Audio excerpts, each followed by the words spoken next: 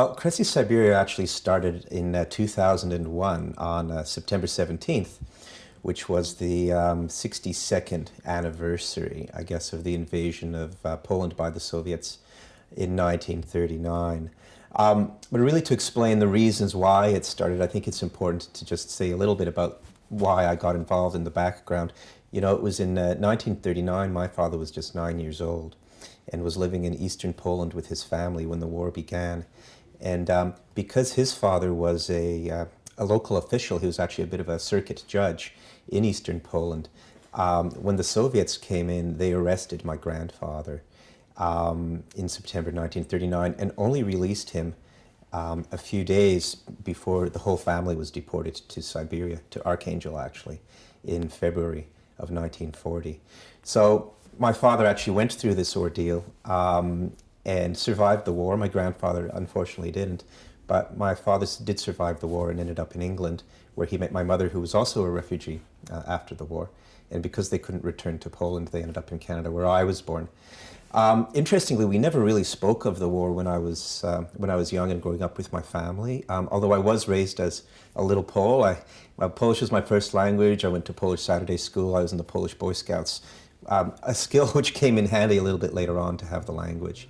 But it was only when I was 40 and had my own family that I became really interested in this history, in this background. And it was when I was actually talking to my uncle, my father's older brother, who had been blinded by this ordeal during the war, but had a photographic memory, and all the details he was saying, I started saying, I've got to preserve this.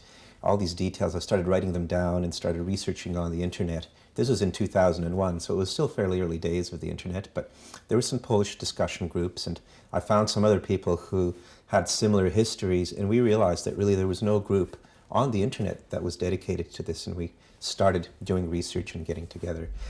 It was at this time that I discovered a film, again through the internet. The film was called A Forgotten Odyssey, and it was a new film that had been released. It was actually reviewed in Pravda, the Russian newspaper in Moscow, in 2001.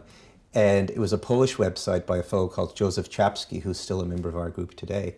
And he translated the Pravda article into Polish.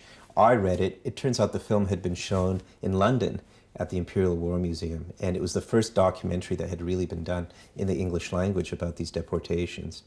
So I got in touch with the producers, Jagna Wright and Aneta Nashinska, and convinced them to bring the film to Australia for a premiere, which we showed actually at the State Library on September 17th, 2001.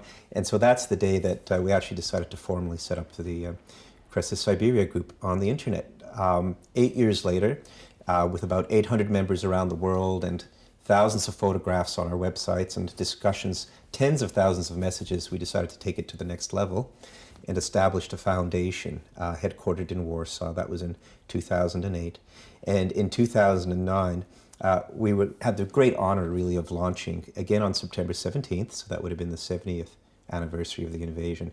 We launched the virtual museum at the Senate in Warsaw, which was a very moving ceremony, being right in the heart of Poland's capital. And I said, so here I am, a Pole born in Canada.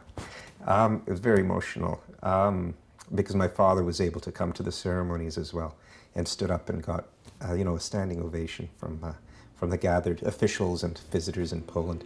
On that same day, we opened the virtual museum around the world, in Sydney, where I live, as well as in Toronto, in Washington, and in London. So it was like a around the world opening of the museum, and it was a tremendous date for us, and we're very proud.